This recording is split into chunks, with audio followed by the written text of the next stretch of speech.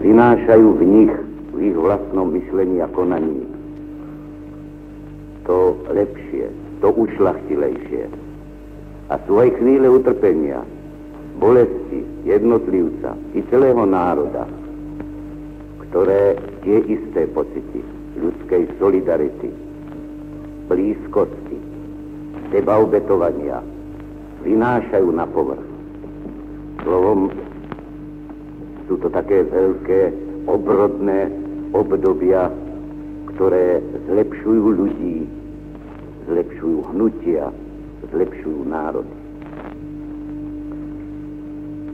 Toto všetko si uvedomujeme. A to, čo je v ľuďoch, čo je v ich hlavách, o čom medzi sebou hovoria, čo podlieha veľkým emóciám, ušľachtilým emóciám, vášňam, to neslobodno samozrejme ignorovať. Ale napriek tomu považujem za svoju povinnosť a proti svojej náture apelovať na zdravý rozum. A ja sa budem snažiť z tohto hľadiska k problémom zaujímať stanovisko. Sú také pochybnosti o tom dnes, či my nezrádzame alebo nezradíme cestu, na ktorú sme sa dali od januára tohto roku. Či sa nerútime do nejak 50 rokov, do nejakých kultov a represálií. Či sa nechystáme na krok späť vo vývoji našej strany i našich národov. To, čo sa u nás dialo od januára, bolo v širšom slova smysle revoltou proti všetkým tým deformáciám, prechmatom, proti všetkému, čo v ľuďoch, v ich svedomí a rozume nanášalo nepochopenie alebo aj odpor.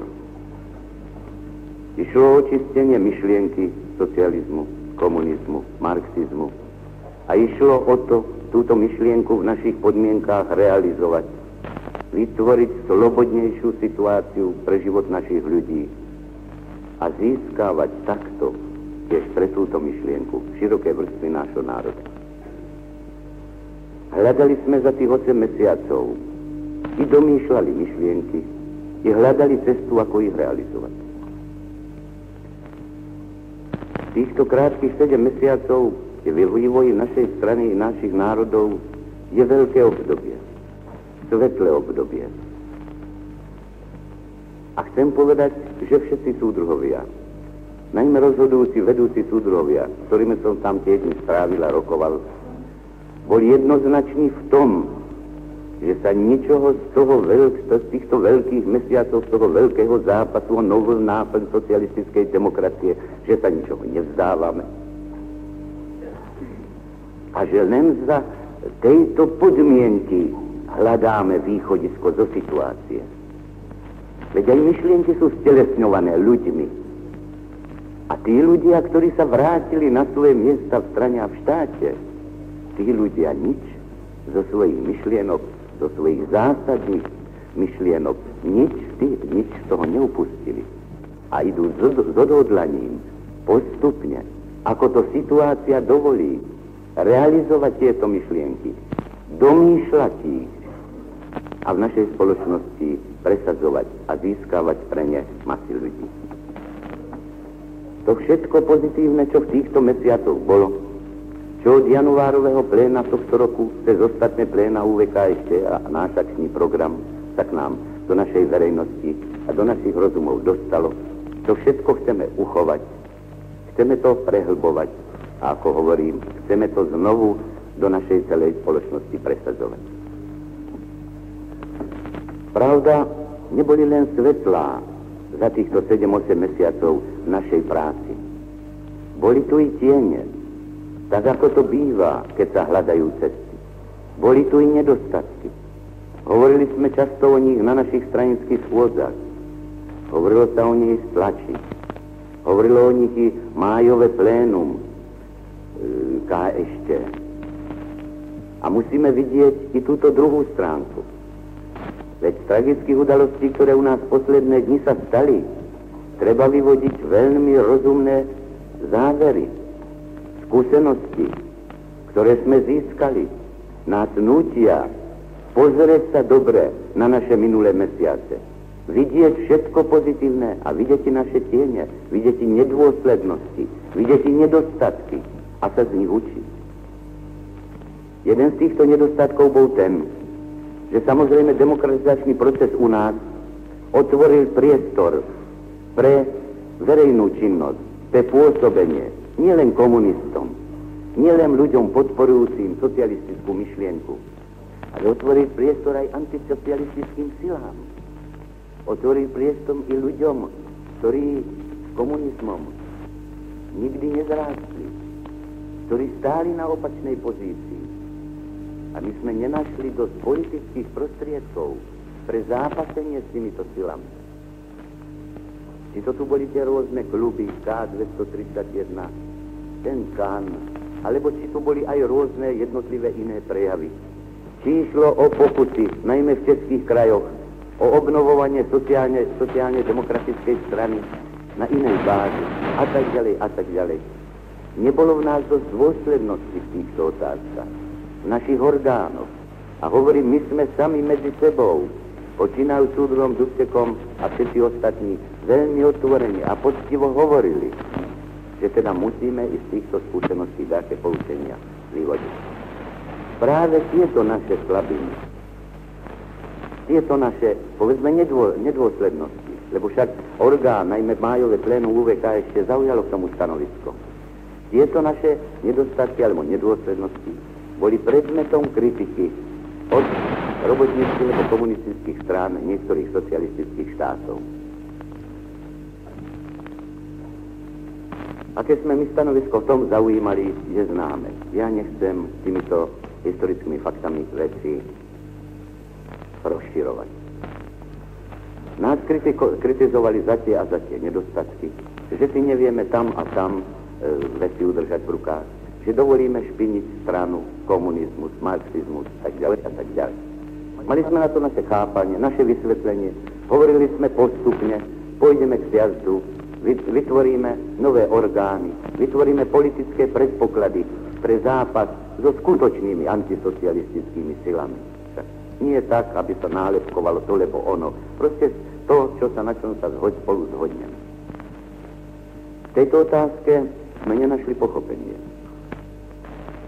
V stádiu diskusí v Čiernej, v Bratislave, predtým, potom, nenašli sme zhodný jazyk. Prišlo k vstupu vojsk 5 štátov na naše územie. Treba povedať, že vedúce orgány našej strany a nášho štátu nežiadali o tento vstup. Prišlo k tragickému nedorozumeniu. Snažím sa veci vidieť, a odpuste mi to, tak nejak z nadhľadu aspoň takých 4-5 mesiacov neskoršie. Prišlo k tragickému nedorozumeniu, tragickému nepochopeniu. A povedali sme to v Moskve. Povedali sme si, že sa domnievame, že je naše presvedčenie, že precenili význam v tej situácii konkrétnej, aká bola, nebezpečia týchto síl. Že sa domnievame, že nebol potrebný tento zákrok a že sa v žiadnom prípade nemal stať bez rozhovorov, bez súhlasu s vedúcimi našimi štátnymi a stranickými orgánmi. V tejto súvislosti sa nadhadzuje otázka, kto pozval, keď to bolo v rôznych dokumentoch, keď to bolo hovorené. Predsedníctvo Ústredného výboru komunistickej strany Československa tú noc, kedy prišlo k udalostiam, dalo vyhlásenie, ani prezident, ani vláda, ani vedenie strany toto pozvanie neurobili. Diskutuje sa teda otázka, kto pozval. Nie je dodiskutovaná a nie je vyriešená. Mená nikde neboli uverejnené. Keď sme hovorili či v Bratislave, či v Prahe, alebo v Moskve, medzi vedúcimi ľuďmi o tejto otázke, každý bezvýnimočne čestným slovom sa zaručoval členov vedenia KSČ i KSS, že takýto krok neurobil a že o ňom nevedel.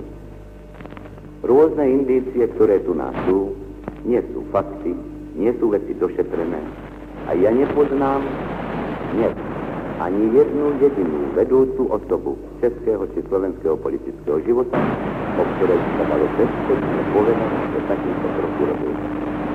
Dostali sme sa bez našej ľudí do položenia, že územie československého štátu bolo obsadené armádami 5 štátov. Ako na to reagovala naša strana, naše obyvateľstvo, viete, a nemusím to tu rozvíjať. V každej situácii, do ktorej sa dostane národ, je treba, aby ho politické vedenie rozmýšľalo veľmi triezve pri zvažovaní všetkých faktov, ako sa z tejto situácie dostať. Hovoril som o tom včera a veľmi stručne tiež ešte raz túto vec zdôrazním. Videli sme iba 2 možné cesty. Viesť odpor, taký či onaký, proti tejto otázke. Dnes počiatku rozhodlo vedenie našej strany a vedenie našej štátu, že my ozbrojený odpor nie sme schopní robiť, že ho nebudeme preto robiť a dalo príkaz armáde i všetkým ostatným zložkám, aby takto postupovali.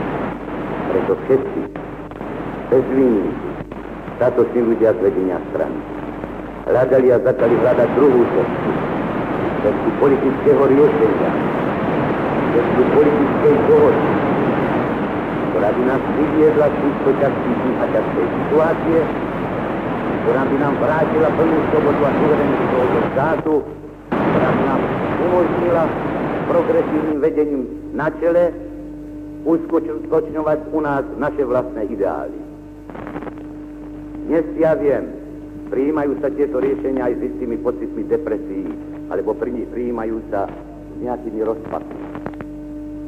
Ja nechcem túto dohodu vydávať za svetodejné víťazstvo. I keď i na západe mnohí ľudia hovoria, že návrat ľudí do ich funkcií, umožnenie politickej práce tých orgánov, obnovenie, že je to nemalá vec. Ale tiež súdrovia, netreba si medzi nami ilúzie robiť. Čo iného bolo možné dosiahnuť? Kto sa z nás tu domnieva, že stačí viac hovoriť a viac kričať a že za deň, za hodinu všetky vojska od nás odídu? Kto to čakal, že za 24 hodín sa môže táto situácia vyriešiť? Nie je to naivita? Nie je to absolútne nerealistické rozmýšľanie? O ktoré základné otázky išlo? Išlo o návrat ľudí, ktorí z nášho územia boli odvezení. Vrátili sa všetci bez výnimky do svojich starých funkcií. Všetci bez výnimky. Išlo o obnovenie legálnych orgánov, ktoré si naša strana a náš štát vytvorili. Obnovili sa tieto orgány.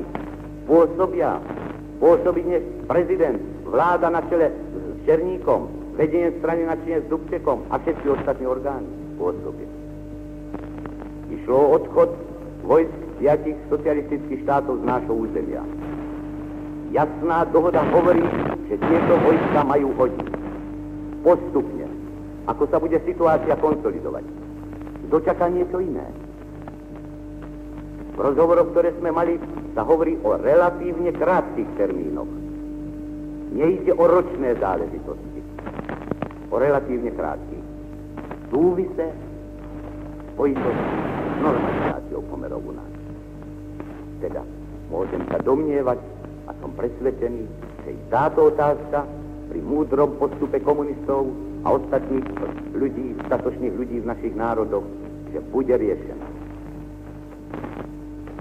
Išlo o obnovenie našej suverenity.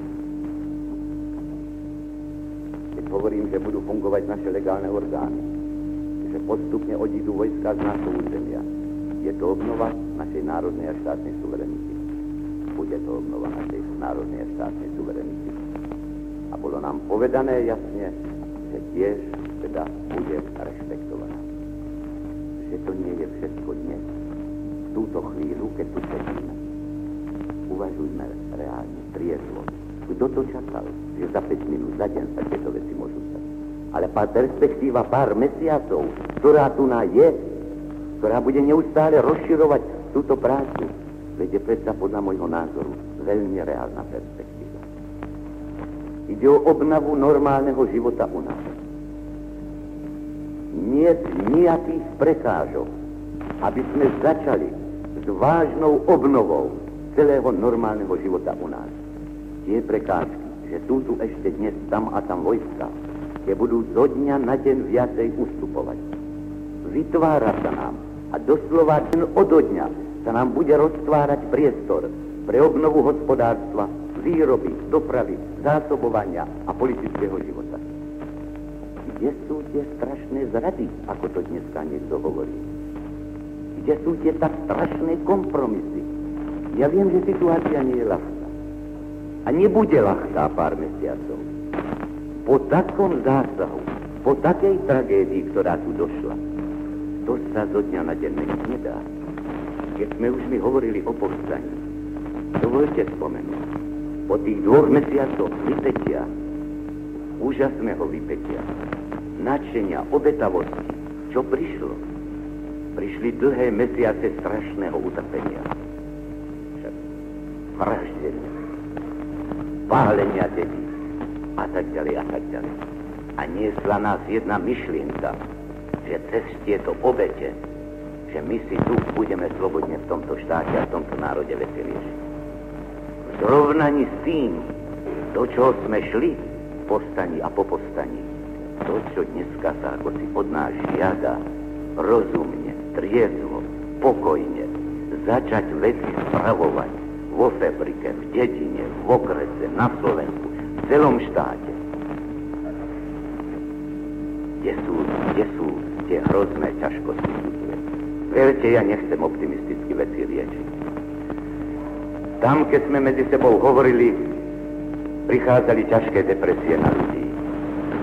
Že ako si je niekedy veľmi radostné pracovať v dobe, keď človek môže ľuďom pekné veci nie hovoriť, ale predkladať, realizovať.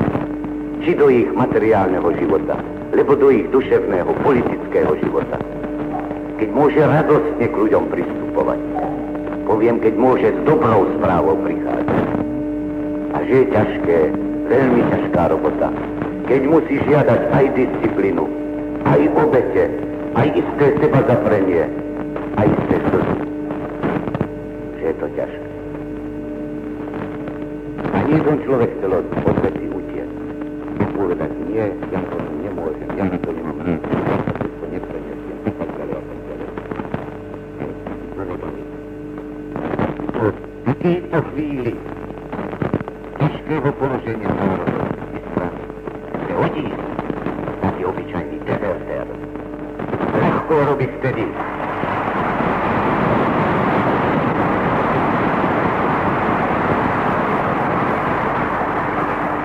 Ľahko je robiť vtedy, keď ľudia tlieskajú, keď im môžem hovoriť do rôznovotným. A teraz si slobodu zavedieme, a žiadne kriminály, a rehabilitáciu a tak ďalej. A ľudia tlieskajú a tak ďalej. Ľahšie sa robí. Každý to z nás poznal. Ale keď musím hovoriť trošku si drž vážne, rozmýšľaj triezvo, nedaj sa vyprovokať tým, že tu stoja ešte zbrane, že budú možno stáť mesiac, možno 2, nevie nikto presne z nás povedať, čo tu je. Rob túto robotu pre národ a tak ďalej. Upokojuj ľudí, vysvetľuj im, keď má dušu rozbolavenú, že sa musí tak a tak dívať. Ťažšie sa robí, ťažšie sa získava dôvera. Ale my sme snáď nejaká strana, ktorá prešla už tými skúsenostiami, ktorá snáď nechce len vtedy, keď sa medlíže politicky pracovať. Prešli sme obdobia, pravda.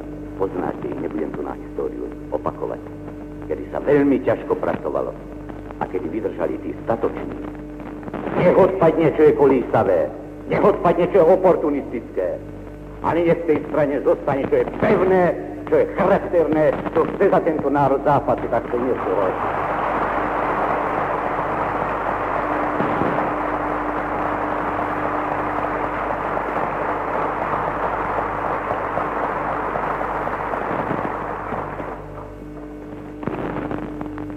veci sa odrazili i na tomto našom zjazdu. Zjazd začal, povedal by som, za takých pololegálnych podmienok. Tu, v zápase o podporu rokovaní viedol súdruh Svoboda a ostatní tam, o nápravu vecí a tak ďalej. To sa i prejavilo vo vašich rokovaniach. Vyjadrovali ste mienku komunistov, mienku národa tohoto a postupovali ste tak, ako ste postupovali. Včera sa vám, hádam, zdalo, že sa volá ako zvrtlavé, že dáko rozdiel. V čom je rozdiel, súdruh? Rozdiel je v tom, že uzavretím rokovaní v Moskve, dohodou, návratom všetkých vedúcich činiteľov nastala kvalitatívne nová situácia. Dubček je tu, Svoboda je tu, Černík je tu, Smrkovský je tu, vrátili sme sa všetci. Hovoril som už o tom, čo sa tu dohodlo. Nastala kvalitatívne nová situácia v zasadaní zjazdu. Do včera rána v jednej hlave ste odtedy nové fakty sú vám známe a sú tu v tomto štáte, je nová situácia. Treba s novým prístupom k týmto veciam ísť. To nie je zrada toho, že včera som takto cítil a dneska inak. Veď keď som ja do včera rána nepoznal tie a tie fakty, kým mi neboli povedané, kým sme si ich neprediskutovali, kým si ich tiež v hlave neuložím, nezatriedím, no pochopiteľne reagujem inak. Ide o to, aby sme dneska, alebo teda včera som o tom stručne hovoril, rozmýšľali z hľadiska týchto nových faktov, ktoré vieme, z hľadiska perspektívy, ktorú vedenie strany, jednak strane a celému nášmu ľudu dáva. Z toho sa na to dívali. Ale vnášajme stabilitu tiež do nášho politického života, do nášho stranického života. A my ju musíme vnášať postupne do celého štátneho života. My sa musíme z tohto ťažkého provizória dostať do normality i v orgánoch, i v rozhodovaniach. Lebo inak teda bez pevného kurzu, bez pevného vedenia, bez pevného rozhodovania naozaj by sme sa do situácie nikam nedostali. Je teda, súdrovia, pred nami také úplne zásadné rozhodnutie, ku ktorému sa tento zjazd musí vyjadriť. Alebo prijať koncepciu súdruha Dubčeka, prezidenta Černíka, všetkých, i moju koncepciu, ja s ňou plne súhlasím, s Dubčekom a ostatnými, tak, ako sme tu o nej hovorili, že východiskom dnešnej situácie je na základe dohody uzavretej ísť smerom k normalizácii nášho života, a tak, ako sme to všetko povedali, alebo túto koncepciu odmietnúť. Nie je nijakej tretej cesty. Kto má lepší návrh, kto vidí inú koncepciu, nech s ňou príde. Nech s ňou príde, súdruhovia. Lámal si hlavu kdekto i celé vedenie. Takže tak stojí otázka. Alebo pevne podporiť a stáť za Dubčekom a ostatnými, alebo im vysloviť nedôveru. Není tretej cesty. Není tretej cesty. Lebo žiadny vedúci politický činiteľ dnes, ak nemá plnú podporu rozhodujúceho jadra strany a verejnosti, nemôže svoju funkciu robiť. V tom prípade musí odísť. V tom prípade nemôže tu robiť. A račte potom hľadať, ktorí tak budú uvažovať tú ďalšiu garnitúru, ktorá je ochotná inú cestu robiť a od inou cestu robiť. Možno poviete túto ale je to úplne pre mňa osobne. Ja stojím plne za Dubčekovou koncepciou, ja som bol pri jej tvorbe, ja ho budem plne podporovať, alebo s ním budem stáť, alebo s ním odíde.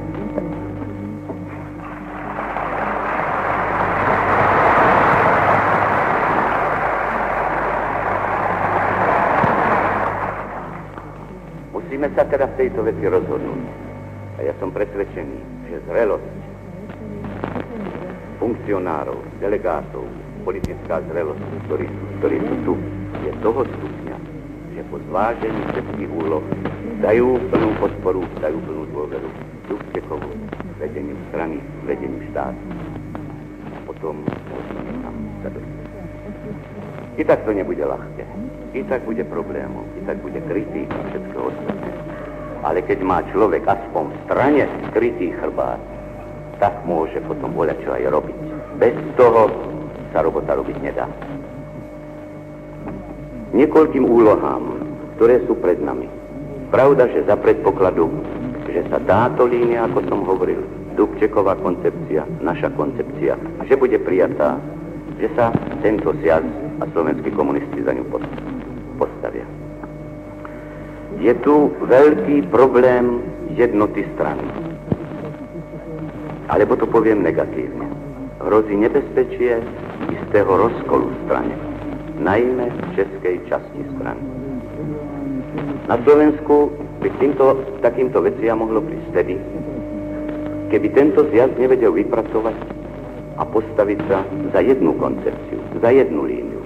Keby bol rozdelený, vtedy by tiež na Slovensku tieto problémy rozkolu hrozili. Ja pevne verím, že v strane na Slovensku taká situácia nebude, že sa nevytvorí. Nemyslím na jednotlivcov, malé skupinky, ale ide proste o nejaký veľký prúd. Poviem rovno opozičný prúd proti Dubčekovmu stanovisku, proti koncepcii záchrany našich národov, o ktorej som hovoril. Domnievam sa, že taký prúd význačnejší nebude a že sa nám podarí jednotu strany na Slovensku uchovať.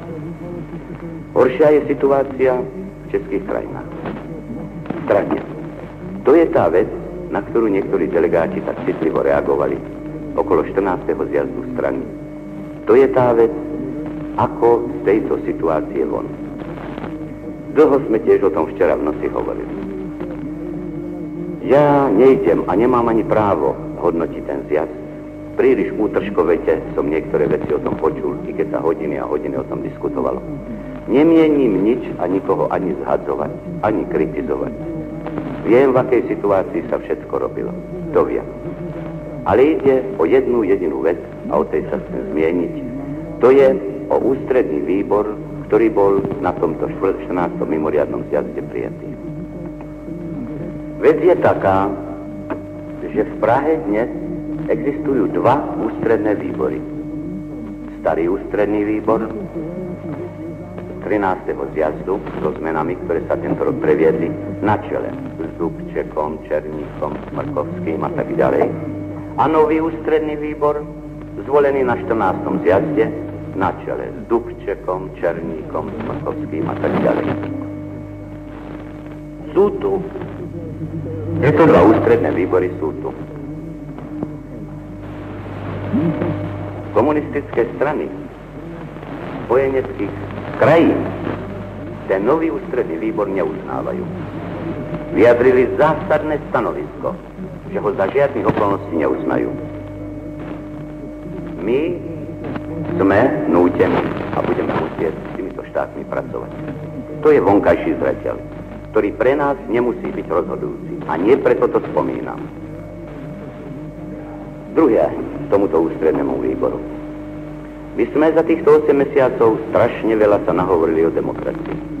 Vypracovávali sme stanovy o systéme volieb, ako demokraticky veci zaistiť, ako orgány zložiť, ako nepripustiť režírovanie, znásilňovanie más členstva. Vášnivé diskusie boli po všetkých konferenciách, ako túto otázku zariadiť. Teraz pozrite, my máme prijať ústredný výbor, ktorý nebol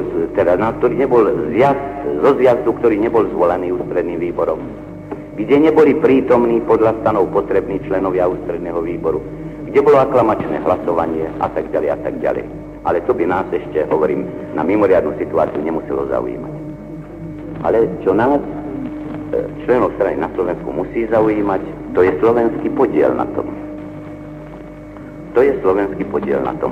My hovoríme o federácii, vrátim sa k tým otázkam. O suverénnom práve tohoto národa dohodovať sa spolu s českým národom v otázkach štátu. O reprezentácii slovenskej. O našom sebaurčovacom práve. My budeme hovoriť, alebo hovoríme o federatických prvkoch v strane, o práve slovenskej časti strany, komunistickej strany Slovenska, si svojich ľudí do ústredných orgánov, do UVK ešte delegovať. A čo sa stalo tu? Ja som sedel v Bratislave tu so súdruhmi. Celé legálne predsedníctvo tu sedelo, okrem myslím súdruha Bielaga, ktorý bol v Prahe. Bol tu Colotka a tak ďalej.